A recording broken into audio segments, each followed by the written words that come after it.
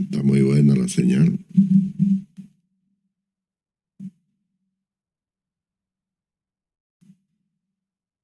Muy bien.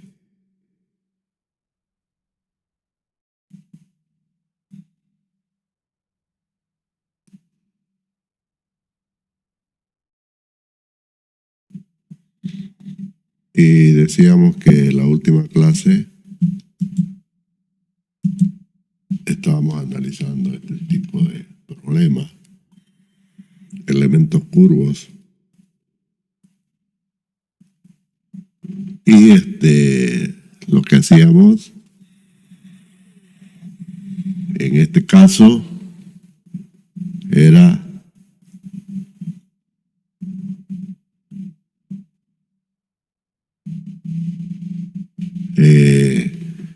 discretizar la parte curva del pórtico.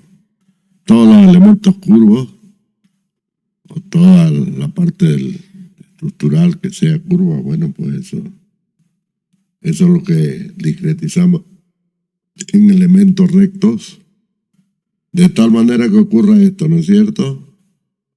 De tal manera que ocurra esta situación.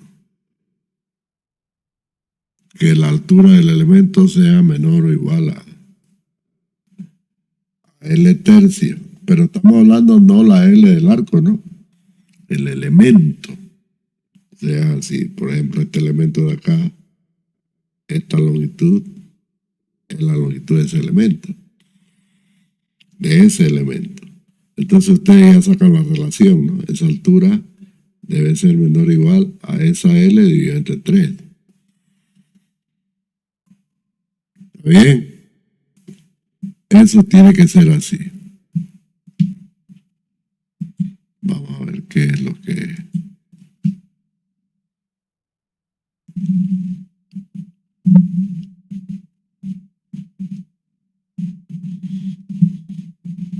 Bien. Eso decíamos tiene que ser así.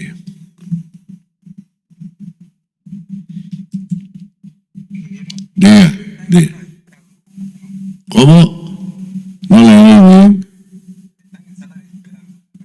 Están en sala de espera. Ahorita vamos a ver. Pero le aviso que aquí no aparece nada. A ver, varios. Esos son todos los que están admitidos toditos. Todos están admitidos. Ahí está el montón.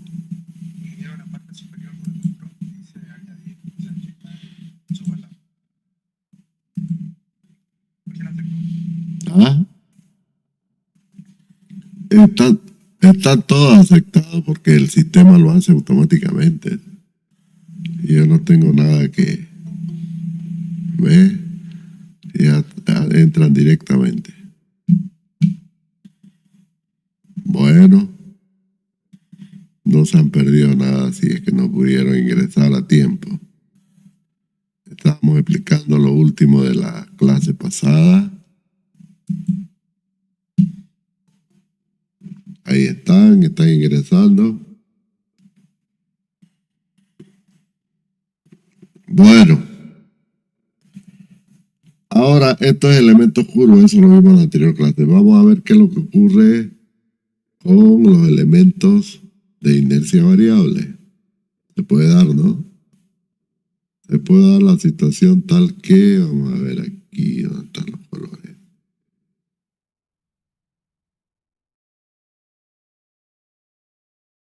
Acá no va a tener que ser negro. Entonces, dada la situación,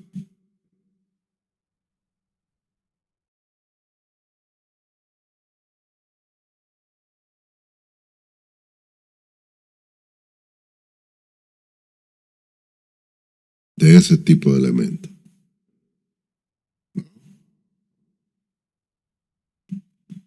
Por ejemplo, lo mismo. Fíjense que los coeficientes de rigidez, ¿no?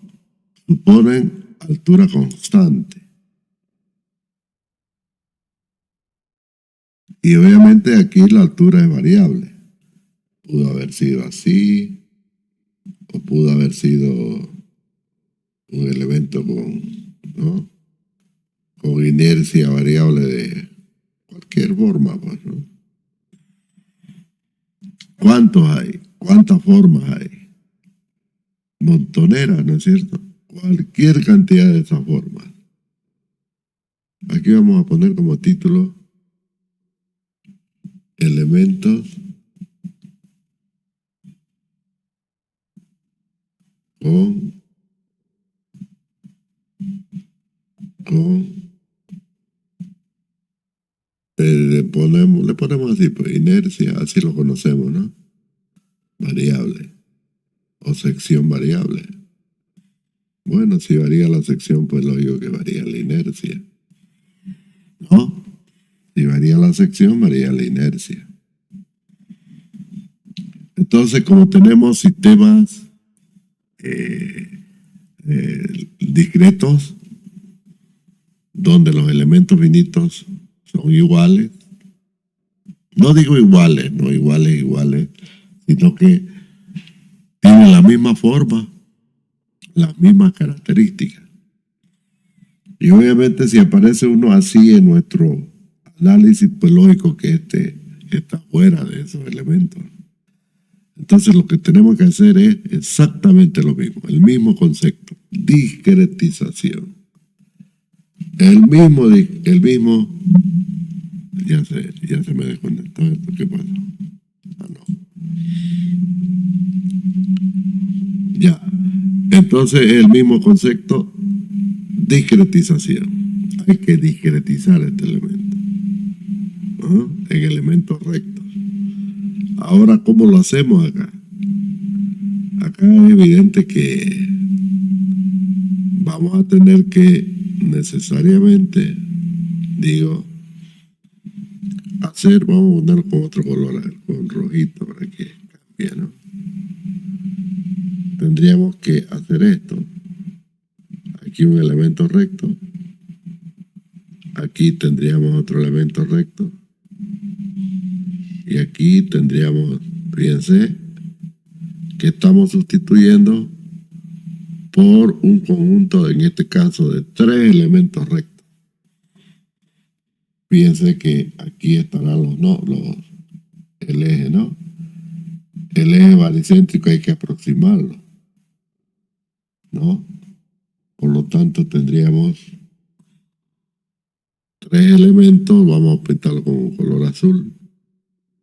Un elemento así, otro elemento aquí y otro elemento acá. Este elemento de inercia variable estará sustituido por 3 elementos con sección constante cada uno. Igual, el concepto es el mismo. Esta longitud de acá, de cada elemento, pues tendrá su longitud cada elemento, pues lógico, ¿no? Pero que son prismáticos. Los 3 elementos son prismáticos. ¿No es cierto? Y esas características geométricas y mecánicas las conocemos. Bueno, las mecánicas son las mismas, pero las geométricas las que van a variar, lógicamente, ¿no? Y la condición sigue siendo la misma, que la longitud tiene que ser menor o igual a, o mejor, la altura dividida entre 3 tiene que ser, como lo decíamos acá, la altura tiene que ser menor o igual a L tercio, la misma condición. Esto está mal, ¿no? Lo hice mal. Entonces lo voy a borrar esto. Lo vamos a con el borrador.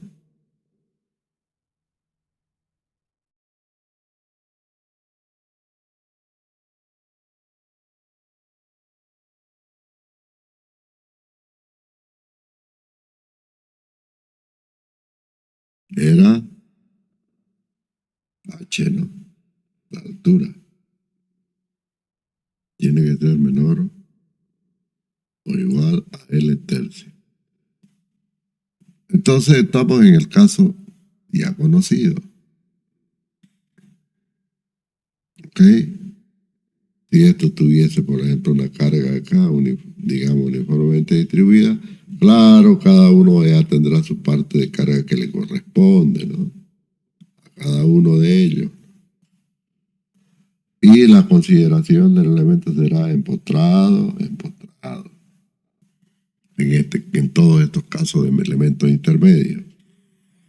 Y si tuviéramos articulación en los extremos del elemento de inercia variable, pues se incorpora la articulación al elemento que corresponda. Y de ahí para allá, todo el análisis es exactamente igual. Exactamente igual como lo conocemos. ¿Está bien? Eso es así, jóvenes. O sea que no ha cambiado esto, ¿no? El concepto es el mismo. Lo mismo que aplicamos en el elemento curvo, también lo aplicamos en los elementos de inercia variable. Y listo.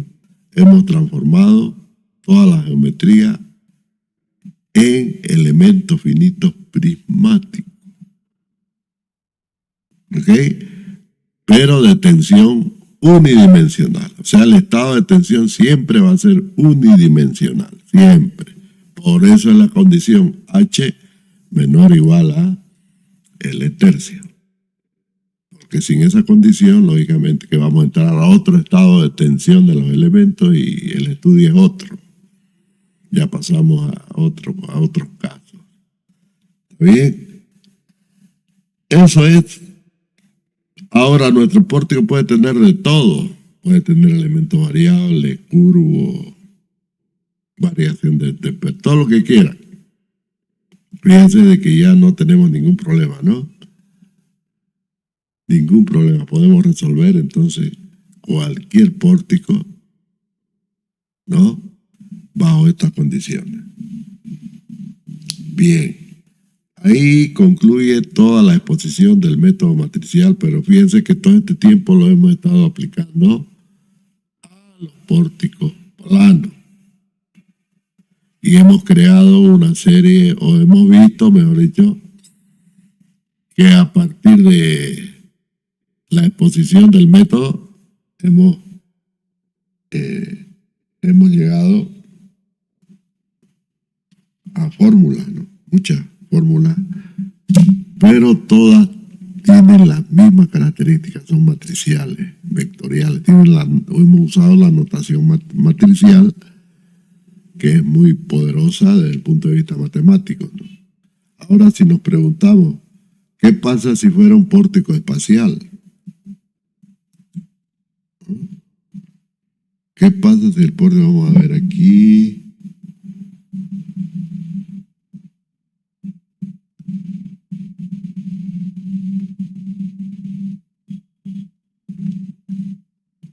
si tenemos algunos ejemplos?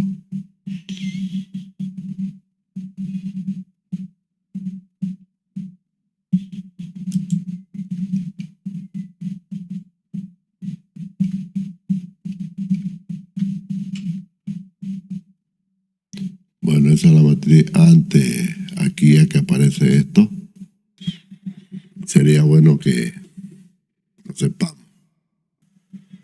Que también, ¿qué pasa si los elementos están en el límite? ¿Qué pasa si nuestros elementos están en el límite de altura? Como hemos visto, el límite de altura es H menor o igual a L tercio. ¿Qué pasa si los elementos están por ahí? Por L tercio. Se llaman elementos de gran altura. Por lo tanto, el efecto de la deformación por constante ya es importante. Ya importa el efecto. Como me estaba olvidando este tema, le vamos a poner un título. ¿Ok? Aquí en la pizarra, ahorita se la voy a mostrar. Vamos a aumentar un título que sea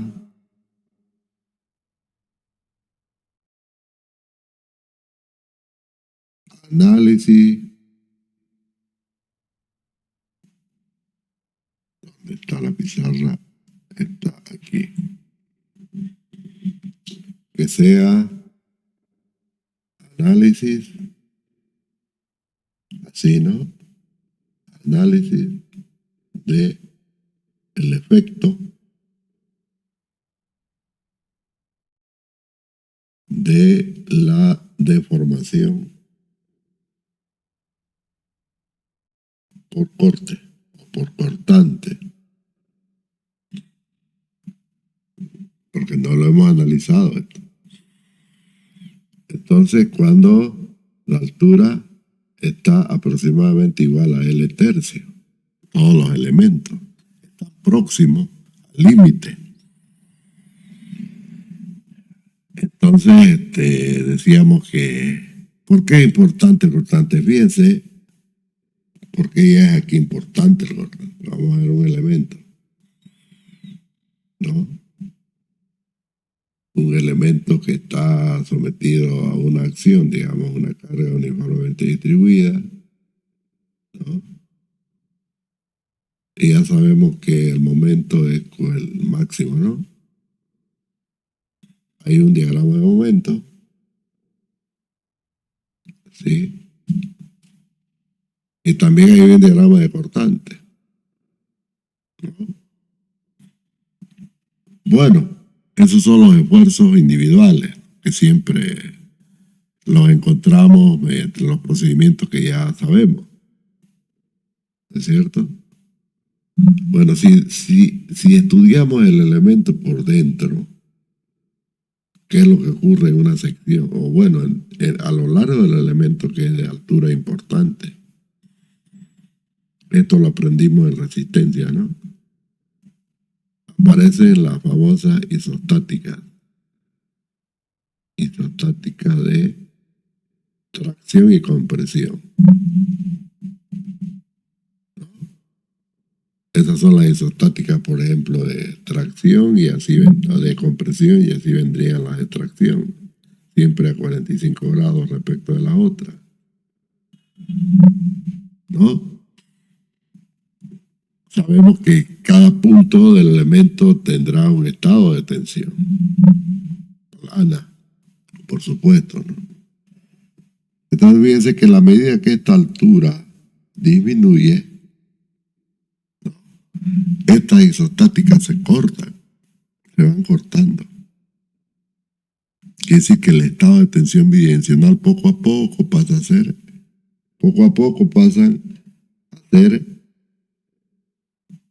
¿no? Poco a poco pasan a ser, decíamos, tensiones longitudinales. Por eso es que hablamos de estado de tensión unidimensional. Pero a medida que va aumentando la altura, esas tensiones van apareciendo otras tensiones. Y lógicamente, si hacemos el elemento diferencial que ya conocemos, ustedes aprendieron eso en hiperestática, quiero decir en resistencia, vieron que el elemento en general está sometido a este tipo de fuerzas, el elemento infinitesimal. Entonces, estas fuerzas de acá, estas, que se llaman de cizalladura o de corte, aquí en cada punto de estos, ¿no? Pasa a ser importante, una componente más de todo el sistema. Esto obviamente que lo podemos visualizar mejor en las ecuaciones de Hooke, ¿no? En las ecuaciones generalizadas. O sea que estamos en el límite. De aquí para allá ya la tensión es plana. Y para poder hablar de la ecuación de Hooke, la ecuación generalizada de Hooke, ya tendríamos que entrar en la elasticidad, lo que hablamos en la anterior clase, ¿no? Por eso es que tenemos un límite. Pero ¿qué ocurre cuando estamos trabajando sobre el límite? Obviamente vamos a tener efectos de ese cortante, ¿no? Esto de acá va a ser más importante, dentro del conjunto de tensiones. Es por eso que el efecto de cortante aparece ya en esta ecuación. Ese phi que ven ahí incorpora el efecto por la deformación de cortante. O sea que le afecta al coeficiente de rigidez. ¿Ok? Ese valor phi es tenemos, ¿no es cierto? Tenemos el modo de elasticidad longitudinal. Ese phi es el modo de elasticidad transversal. Eso es. Entonces, fíjense cómo ya el efecto del cortante ya interviene en la ecuación matricial. No se da, por lo general, lo consideramos cero eso, para que no nos afecte, ¿no? Eso es lo que quería decirle. Si queremos incorporarlo, vamos a tener que hacerla así, la ecuación. Eso quiere decir que la ecuación diferencial de la elástica que vimos va a estar obviamente afectada, ¿no? Fíjense que la ecuación diferencial de la elástica que vimos, que era EI por la segunda derivada de I de X, 2 veces igual a menos el momento de X, ¿no? Aquí va a estar afectada por el efecto del cortante. Y obviamente a partir de aquí, los coeficientes de rigidez ya cambian en su forma matemática, ¿no? Y el resultado va a ser esto. Eso es. Eso es lo que quería mostrarles acá, de que existe nomás un efecto por cortante. No lo consideramos, por lo general no lo consideramos porque nunca vamos a trabajar en esos estados. Es muy raro el pórtico, la estructura que parezca así. Todo, hasta arquitectónicamente se ve feo. Y además es antieconómico, ¿no? Siempre buscamos equilibrar los esfuerzos en los extremos. Lo que estoy diciendo es que, por ejemplo, voy a aumentar aquí una hojita más. Lo que quiero decirle, por ejemplo, si tenemos un pórtico de gran luz, digamos así, donde esto sea importante, ¿no? Esta longitud grande. A ver, voy a mostrarle en la pizarra aquí, ese pórtico estoy hablando, donde esa longitud entre columnas es grande. Es lógico pues que va a haber una concentración de esfuerzo en esta zona, ¿no? En esos casos que tenemos que hacer inercia variable, ¿ves? Hay que hacer inercia variable. ¿Para qué? Para trasladar los esfuerzos a los nudos. Entonces, este esfuerzo de acá se va a disminuir el momento, todo lo va a disminuir acá, ¿no? Pero se va a concentrar acá. ¿Por qué? Porque esas zonas son más rígidas. Eso todavía es factible hacer, ¿no es cierto? Eso es factible hacer. Pero no hacerlo todo, pues, de la misma altura, ¿no? Sería una barbaridad. Tendríamos problemas, aparte de que se nos aumenta la cantidad de materiales, porque vamos a tener alturas importantes, ¿no? Por el hecho que la longitud es grande, la longitud entre columnas. Estamos hablando digamos, de 30 metros, 20, 25, eso es harto en estructura de hormigón, inclusive de acero, ¿no? Inclusive de acero. Es por ese motivo que este tipo de estructura, que normalmente la vamos a ver en las naves industriales, se utilizan secciones variables, ¿no? La idea es llevar todos los esfuerzos, concentrarlos en los nodos, en esos nodos que ven que aumenta la rigidez. Al aumentar la sección, pues obviamente que va a aumentar la rigidez. Eso es lo que hacemos, jóvenes. Esa es la razón, ¿no?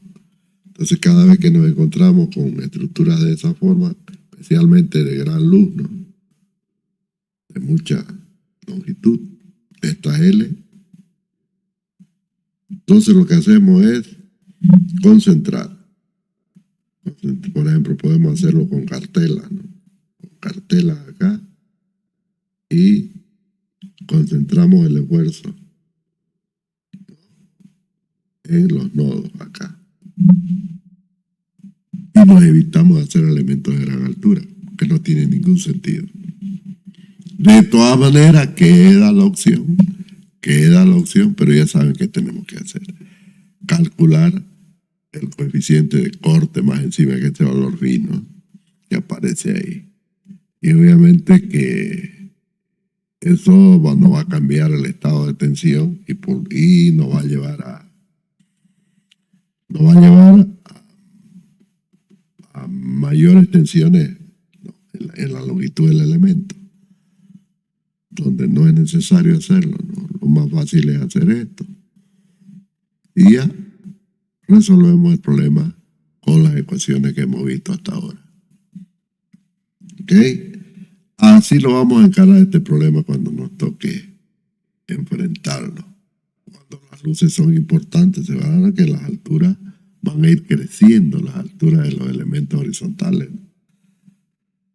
Es lógico, va a ir creciendo. Y obviamente que lo que hacemos es acartelarlo, ponerle que esto se llaman cartelas, para que en los nodos, ¿no?, en los extremos, para que sean más rígidos, para que tengan mayor rigidez y puedan absorber más esfuerzo, ¿no? Fíjense que si no hubieran cartela, obviamente que tendríamos un diagrama, digamos que tendríamos un diagrama más o menos, de momento, ¿no?, con cargas hacia abajo, tendríamos un diagrama así, ¿no?, digamos, ¿no? Así sería nuestro diagrama de esfuerzo, de momento, y sobre todo de momento el que más nos interesa, ¿no? Ahí está, así, ¿no? ¿Qué pasa cuando le ponemos cartela? Cuando le ponemos cartela, lo que hacemos es, vamos a ponerlo ahora con los verdecitos.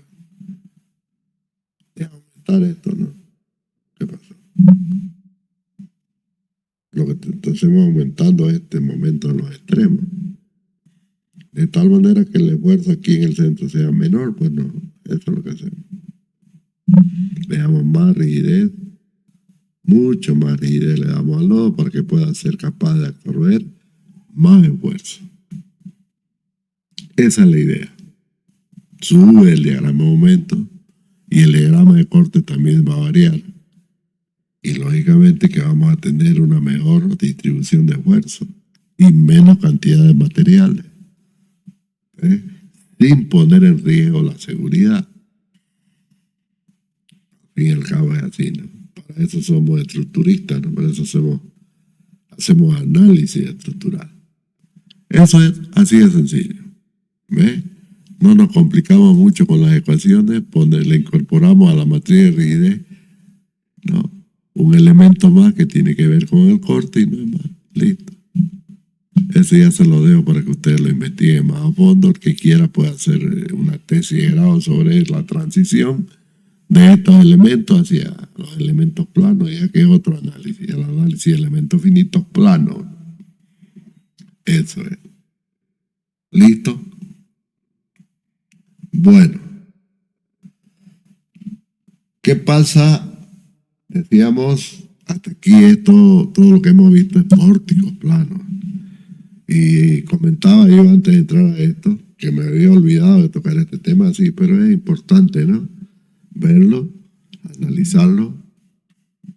Decía que las ecuaciones que hemos estado manipulando, las ecuaciones matemáticas, ¿no?, hemos estado manipulando hasta ahora, tienen la misma estructura, ya sea cercha, viga, lo que sea. Siempre va a ser lo mismo. Fíjense que nosotros manipulamos las ecuaciones sin orden matricial. O sea, puede ser de orden, una matriz de 6×6, 10×10, 30×, siempre son cuadradas, ¿no?, las matrices de rigidez, ¿no? Pero las ecuaciones, el álgebra matricial es el mismo. ¿Eso por qué se da así? Porque las leyes matemáticas son las mismas. Tanto para los espacios vectoriales, no estoy hablando. Y vamos a ver que en el campo de las tensiones, en los espacios tensoriales también se va a dar lo mismo. Eso lo verán más adelante ustedes con otro profesor. Bueno, esto ya lo vimos, ¿no? La carga de los elementos y qué sé yo.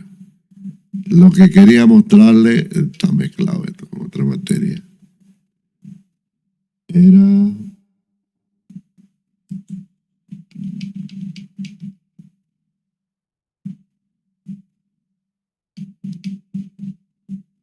bueno, todas estas estructuras son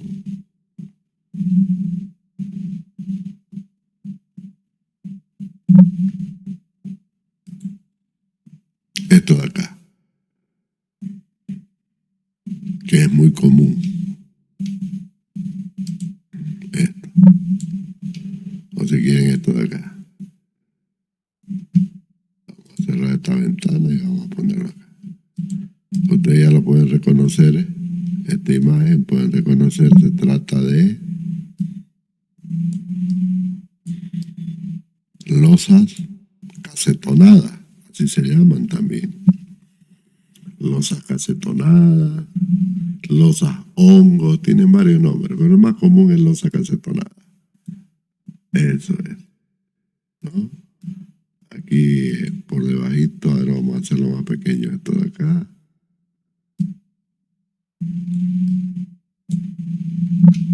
Aquí tenemos cómo se van erigiendo, cómo se van construyendo. Ahí tienen,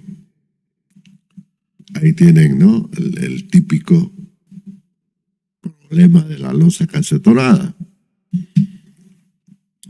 ¿Ve? Aquí, en estas losas, ¿no? Aquí, fíjense que aparece, no, aquí no, un elemento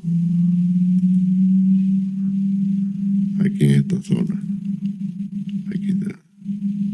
Este de acá. Este se denomina el ábaco.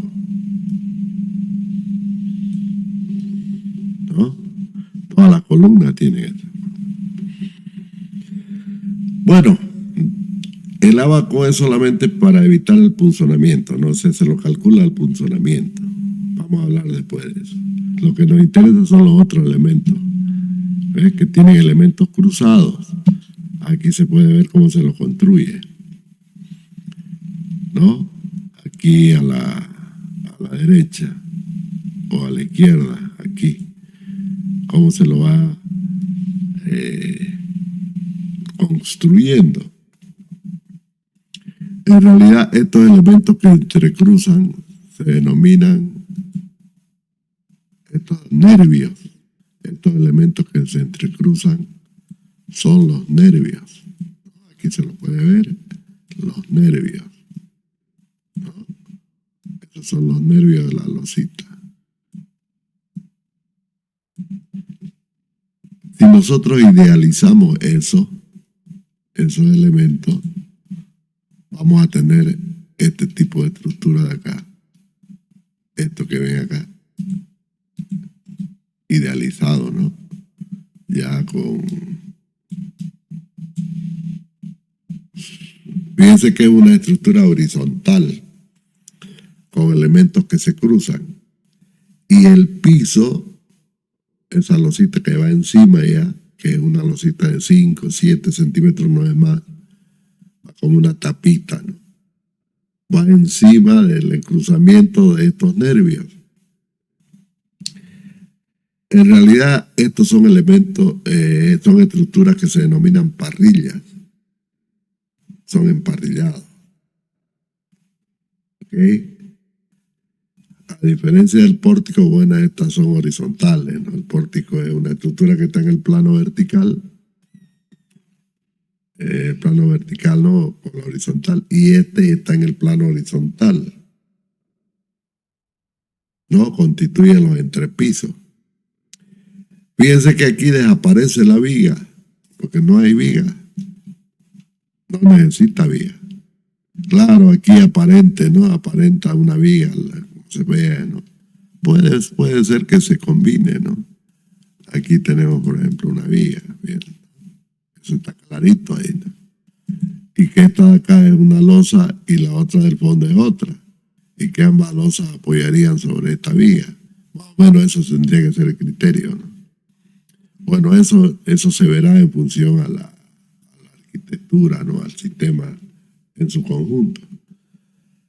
Lo que vamos a estudiar ahora es precisamente esta estructura horizontal con cargas perpendiculares a su plano. Siempre es así. Las cargas serán perpendiculares a su plano horizontal. A eso nosotros le llamamos el emparrillado plano o la parrilla plana. Así como el pórtico plano es una estructura,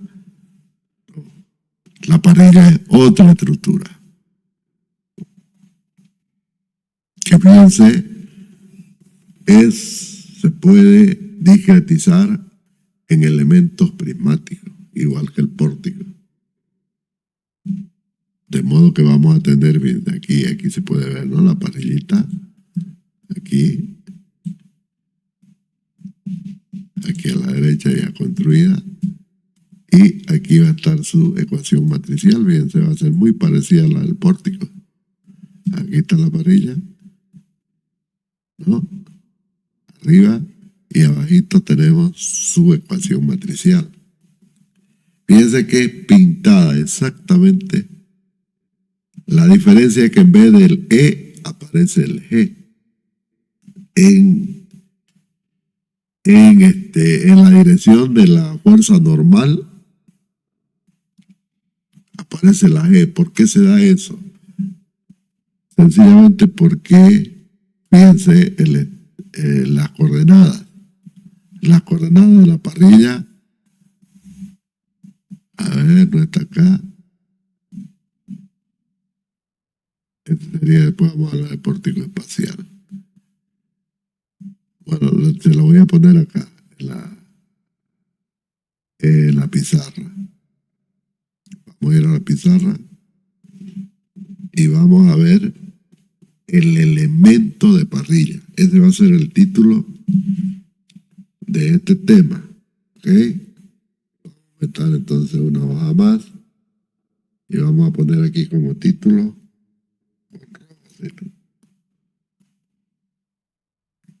elemento finito de parrilla. ¿Ve? O emparrillado plano. ¿Ok? Vamos a escribirlo bien. Finito de parrilla. De hecho, tiene que ser un elemento. Vamos a dibujarlo aquí. Negrito, ¿no?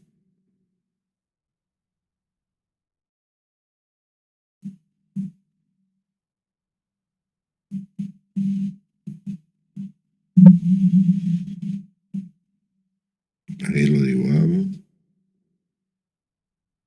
Podría haber hecho más grueso, ¿no? Para verlo mejor.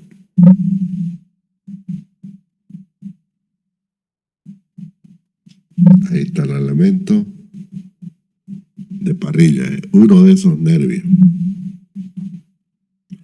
¿Cuáles van a ser su estado de tensión? Eso es lo que tenemos que ver ahora, ¿no?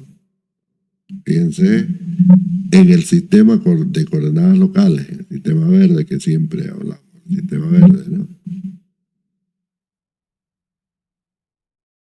Vamos a poner el lapicito de color verde. Tendríamos las dos coordenadas correspondientes al cortante, ¿no? Esta sigue siendo P2, ¿no? Y P5. Las dos correspondientes al momento. Acá sería P3 y acá sería P6. Pero las de aquí ya no son normales, ¿no? Ya no serían normales. Ya serían torsores. Vamos a cambiar el símbolo, vamos a poner así. Eso indica el pulgar. El pulgar de la mano derecha indica esa doble flecha. Y ya sabemos las manos, ¿no? Nos van a indicar los dedos, nos van a indicar el sentido positivo del torsor. En este caso igual va a ser el P1 y el P4. Ahora son torsores, ya no son normales, es la única diferencia. Todo lo demás sigue siendo igual, pues, ¿no es cierto? ¿Y por qué es así? Porque claro, si nos vamos al dibujito, fíjense, cuando un elemento de estos se flexiona, ¿no? A su vecino que están en sus nudos lo obliga a torsionarse, pues lógico, ¿no? No, imaginémonos, imagínense pues la deformación, ¿no? Imagínense la deformación. Cuando un otro elemento se flexiona, lo obliga al otro elemento a torsionarse, ¿no? A los dos vecinos. Ya no hay giro en el plano, ¿no? ¿Cierto? Eso es. Entonces es esfuerzo de torsión, jóvenes. Torsión. Ese es el estado de esfuerzo. Y claro, los desplazamientos van a ser igual, transversal P2, P5, en la dirección del delta, ¿no? Delta 3 y delta 6, todo eso siguen siendo los mismos desplazamientos que conocemos. Solo que en la dirección 1 y 4 ya vamos a tener giros que nosotros en resistencia, ¿no? O en mecánica de materiales le llamamos distorsión, ¿no? Así le llamamos. Un giro que provoca una distorsión longitudinal en el elemento y por tanto es otro tipo de esfuerzo. El principal esfuerzo ahí es el cizallamiento, el corte. Es por eso que vamos a ver aquí en la ecuación de RID que aparece, fíjense, el G, ¿no? En la matriz de RID, aquí está, se la estoy mostrando. La matriz de RID del elemento de parrilla va a tener entonces, en vez del normal, va a tener un torsor. Y obviamente el esfuerzo torsor es angular, por lo tanto aparece el módulo elasticidad transversal multiplicado por la inercia polar, ¿no? En este caso va a ser la inercia JP, va a ser la inercia polar, que ya la conocemos todos, ¿no? Entonces JP es la inercia polar y todo lo demás ya lo conocen. Son los mismos valores que hemos obtenido en el caso de los pórticos planos. La única diferencia entonces va a ser el esfuerzo de torsión que aparece en vez del esfuerzo normal. Ya no hay esfuerzos normales. Porque claro, la estructura es horizontal, ¿no? No puede haber carga tampoco oblicua, ¿no? Ya sabemos que eso no hay acá. Tiene que ser carga estrictamente vertical. Porque para eso se la fabrica. Para que soporte carga estrictamente verticales. Eso es así. Entonces la siguiente tarea es obtener la matriz de rigidez de la parrilla. Esta matriz que ven acá por los métodos que ya conocemos. Ese ya va a ser trabajo de ustedes. Se los voy a poner en la plataforma para que lo realicen. ¿Ok? Bien, y ya sabemos cómo se hace, ¿no? Cómo se construye. Ahora vamos a hablar acá de él. Vamos a hablar de este elemento de aquí. Fíjense que en cada columna hay que colocar un ábaco. Porque resulta que la columna, lo ideal es que la columna vaya en intersección de dos nervios, ¿no? Siempre caigan en la intersección de dos nervios. pero a veces la columna inclusive puede hasta tener una sección mucho más grande. El problema es que estas estructuras son pesadas, son para grandes luces, así como se ve ahí. Son luces grandes, que estamos hablando de 10, 15, 20 metros. Y eso va a variar la altura de los nervios.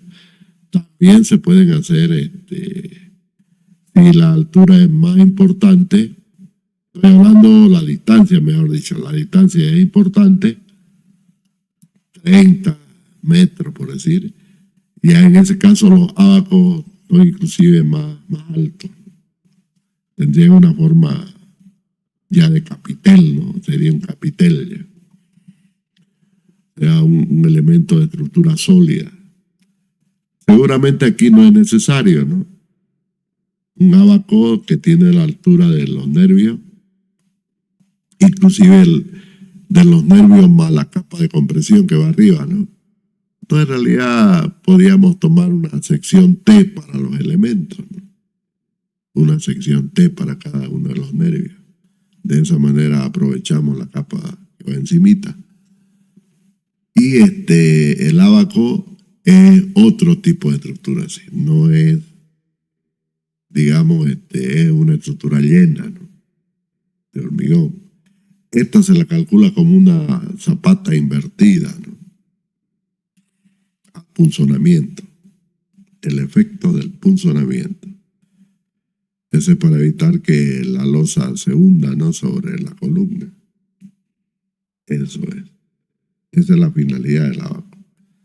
Pero como le digo, en la medida en que la distancia entre columnas es mayor, va haciéndose más importante la altura del ábaco.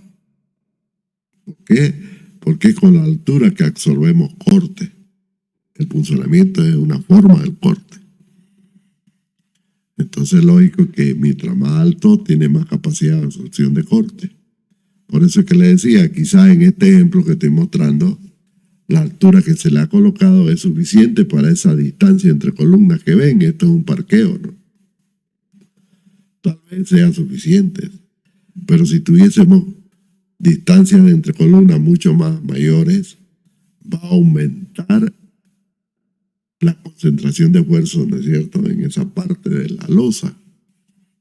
Y como consecuencia de ello, va a aumentar el punzonamiento. Entonces, en la medida que va aumentando el punzonamiento, ya vamos cambiando la altura. Y es claro que la altura va a empezar a ser mayor que la de los nervios, ¿no?, que la de la losa en sí. Cambia ya la forma, ya el ábaco pasa a ser un capitel. Pero igual sólido, con más altura y lógicamente el armado especial, ¿no? Esta parte de acá la van a ver ustedes en hormigón, cómo se calcula. Yo ahora solamente me toca mostrarles, ¿no?, porque estamos haciendo análisis. Entonces seguramente el profesor hormigón les va a enseñar cómo se calcula el punzonamiento de esto. Pero ya sabemos que la parrilla se calcula por esta metodología, ¿no?, por el método de los elementos finitos, y los nervios vienen a ser elementos largos, ¿no?, de sección constante. ¿Ves? Una estructura, o quiero decir, una parrilla, ¿no?, con elementos prismáticos. Eso es así. ¿Se pueden hacer elementos variables? Claro que se puede. El mismo concepto de pórtico igual se puede aplicar acá. Pero no tiene sentido, ¿no?, porque iría... ¿no? Así es. Esa es la forma entonces de calcular estas losas. Se calcula la parrilla y obviamente que la sección puede ser sección T, considerando la altura más de la capita de piso que va encima, ¿no? La sección de los nervios va a ser sección T, siguiendo lógicamente las recomendaciones que están establecidas en las normativas de hormigón armado, ¿no? Entonces eso ya dependerá de lo que vean ustedes en la normativa del hormigón armado, hasta donde les permite extender esto como alas, ¿no?, como alas parte de la viga, parte del elemento en este caso, parte del nervio. Eso es. Solamente que aquí va a cambiar, ¿qué va a cambiar acá? La sección, pues, el momento de inercia nada más, ¿no? Eso es. Y finalmente podemos nosotros aplicar el método también a este tipo de estructura. Este es un pórtico espacial. Ese va a ser el caso general, ¿no? Ese va a ser el caso general. Y fíjense que vamos a tener acá más arriba, ya lo tengo Este va a ser el espacio vectorial, ¿no? Del pórtico espacial. Fíjense la cantidad de flechas que va a tener, ¿no? 1, 2, 3, 4. A ver, 1, 2, 3. 12, ¿no? 12 en total. 12 flechas. 6 en cada extremo. Entonces la matriz de rigidez del pórtico espacial va a ser de 12 filas por 12 columnas. Y el pórtico tiene 6 filas y 6 columnas, igual que la parrilla, 6 filas y 6 columnas. Pero el pórtico espacial va a ser 12 filas. Porque claro, aumenta las coordenadas del espacio vectorial del elemento, ¿no? Mucho más grande. Eso no quiere decir que las ecuaciones que hemos visto van a variar. Sigue, el procedimiento matricial sigue siendo exactamente igual. Solo que aquí se van a encontrar con matrices más grandes, ¿no? Y entonces aquí está la matriz de rigidez del pórtico, ¿ves? Del elemento del pórtico espacial. Ella tiene 12 filas por 12 columnas. ¿Ok? Ahí está. Tal como lo conocemos, ¿no? Con los delta y los p, ¿no? Eso es, jóvenes. No hay nada distinto, ¿no? El procedimiento sigue siendo igual. Eso es el caso general, ¿no? El pórtico, porque casi esto no se usa. Quizás en las antenas, ¿no? Quizás de las antenas o los edificios que tienen, que van cambiando, ¿no? En la altura va cambiando, ¿no? Las columnas, por ejemplo, no son verticales, son elementos que van inclinados, qué sé yo, tantas cosas que pueden aparecer, ¿no? Pero igual, el procedimiento es el mismo, no tiene por qué ser distinto. El análisis matricial sigue siendo exactamente el mismo. Lo que va a cambiar es el orden de la matriz de los elementos. Eso es, jóvenes. ¿Ok? Entonces la tarea que van a hacer va a ser obtener la matriz de rigidez, esta que ven acá, de la parrilla, del elemento de emparrillado plano. Ya se lo voy a colgar en el Classroom para que ustedes lo desarrollen. Muy bien. ¿Tienen alguna pregunta? Aquí vamos a concluir la clase de hoy. La próxima clase será presencial. Ahí ya tomaremos la asistencia, ¿no? De esta clase y de la presencial, la doble. Diga. Eso va a aparecer en la plataforma. ¿Ok? Eso ya va a aparecer en la plataforma. Muy bien, jóvenes. Ya tienen la clase grabada en el Telegram, en el tweet. Pueden hacer sus apuntes de ya ya nomás. ¿Tienen alguna pregunta? Ya tenemos 1 hora de clase y un poquito más.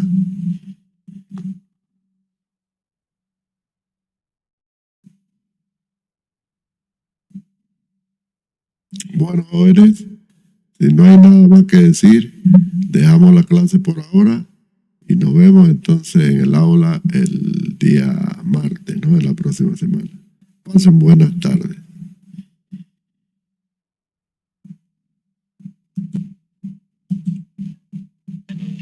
Hasta luego.